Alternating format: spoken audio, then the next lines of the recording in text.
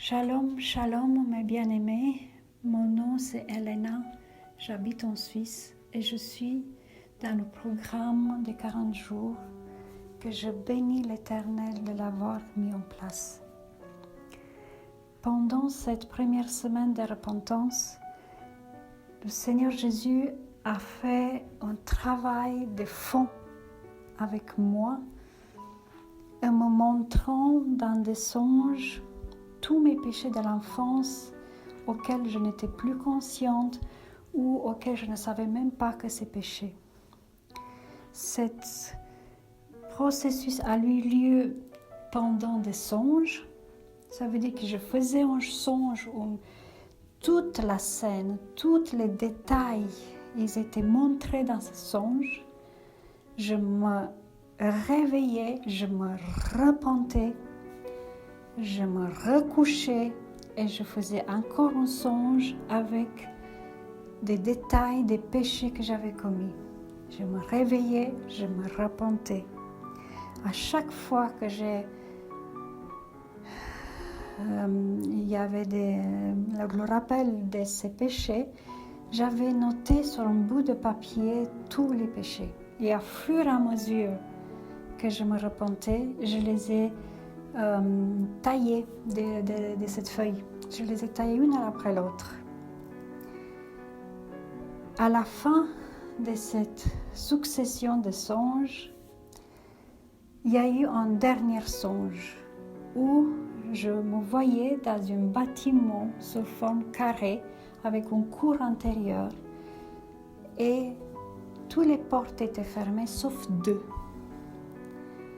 Je suis rentrée dans une première porte qui était ouverte et j'ai vu Satan à une table avec dans les quatre coins de cette table avec 4 démons qui n'étaient pas des petites tailles mais plutôt des grandes tailles. Et sous cette table, il y avait ma feuille de péché. Au moment que je suis rentrée, Satan ne voulait pas me laisser partir. Mais cette feuille qui se trouvait sous cette table s'est fondue en 4. Au moment que cette feuille s'est fondue en 4, Satan n'a pas eu le choix que de me laisser partir. Et ça, à cause de ma repentance.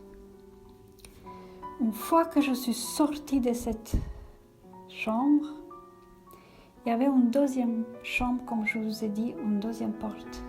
Et là, il y avait des serviteurs de Satan qui ont pris ma feuille déchirée et qui l'ont essayé de la coller, dans tous les coins. Et au moment qu'ils ont fini à coller cette feuille, une voix du ciel forte les a dit: même si vous avez collé cette feuille, vos incantations et vos enchantements ne marchent plus sur elle parce qu'elle est libérée.